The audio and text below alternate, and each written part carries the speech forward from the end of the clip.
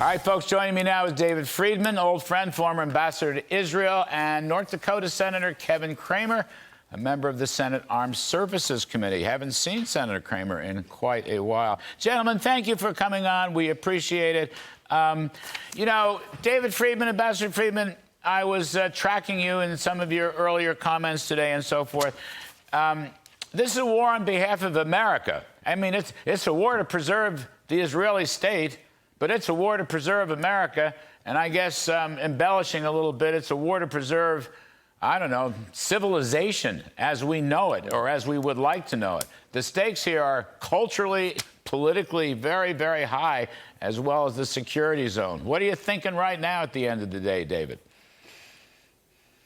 Well, you know, Larry, our isolationist friends don't realize that we're all in range. You know, we're all in range. Right. Anywhere in the world, right, we are in range. Yeah, it's, what, 15, 20 minutes by hypersonic missile from Iran to the East Coast. You know, this is not Israel versus Iran. This is the free world versus radical Islamic terror. That's what this fight is about. And we have no choice but to win. And Israel, you know, they're taking it on their shoulders. Okay, not a single American soldier or any other soldier from any other country was asked to risk their life on this mission.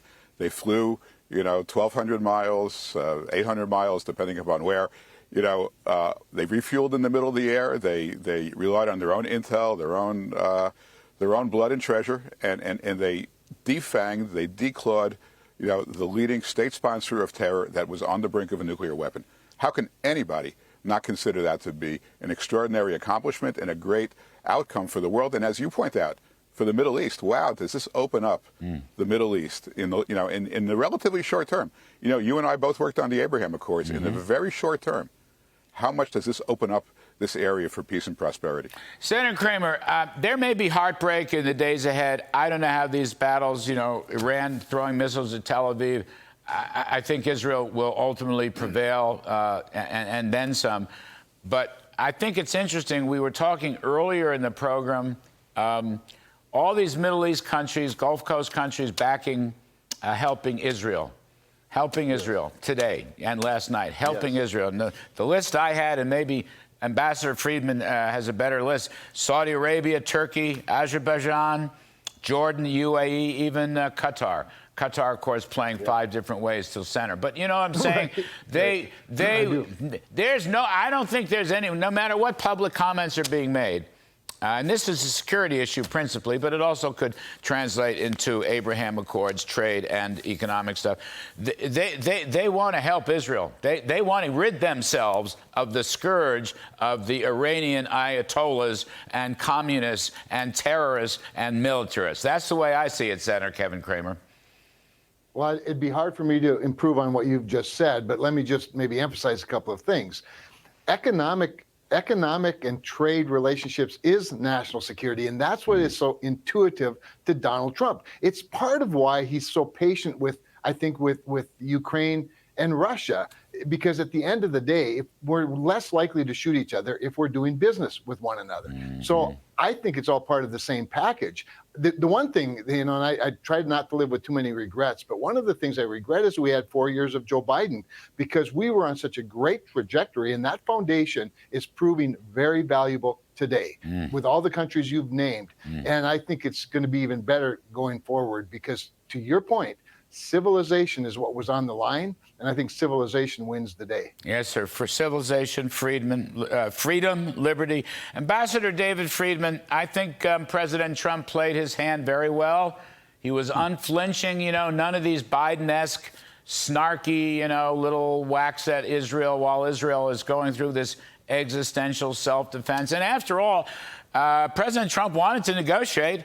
Right, Witkoff was there. He wanted to negotiate right up until the bitter end, when the International Atomic Energy Agency says they've defaulted, non-compliance, and all of a sudden it could be less than a week left. But I think Mr. Trump gets credit for this, doesn't he? Oh, I think he played it brilliantly. You know, he said, look, guys, you know, I gave you 60 days to try to come up with some peace or some deal. On the 61st day, that's it. You know, you let the time go. You gave everybody the middle finger. You know, the Israelis attacked, and he says to him, I love what he said to him. He said, look, We've given the Israelis, some incredible equipment, and they know how to use it. And my friend Bibi is crazy, So, don't, get to the table fast. And the reality is, Larry, their skies are wide open. This is like, a bank with an open vault, and the cops have all gone fishing. I mean, Israel can fly around there like Turkish Air. They can fly around there. I mean, they have their way with the country. And Trump is saying, guys, don't be idiots. Save your country. Save whatever's left and get to the table. I think he gets an A+ on how he handled this. And I think, Senator Cramer, it's easy to take pot shots at Benjamin Netanyahu, whom I've known for a long time. You all know him for a long time. Yes. But look at. I mean, he stopped out Syria. He stopped out Hezbollah. Years ago, Israel stopped out Saddam Hussein.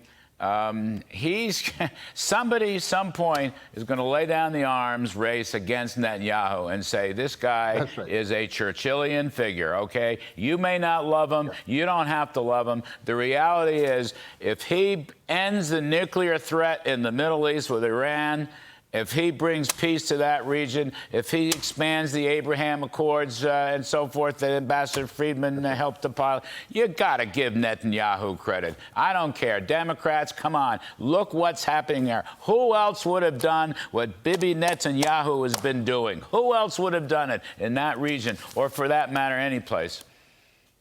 And he did it at great political risk to his own career, which is all the more noble, Larry. So I agree. I think he's heroic. I think he's iconic. I think he's going to be historic. And the other thing I would just add to this is the other thing that's been on display these last few days, while no American blood was shed or even risked, American technology proved brilliant. The F-35s, the F-16s, the F-15s, and anybody that doubts America's greatness, looking at what Israel's been able to do with Iran, with our equipment. Gentlemen, thank you. Really, thank you. Thank you ever so much, Ambassador David Friedman, Senator Kevin Cramer.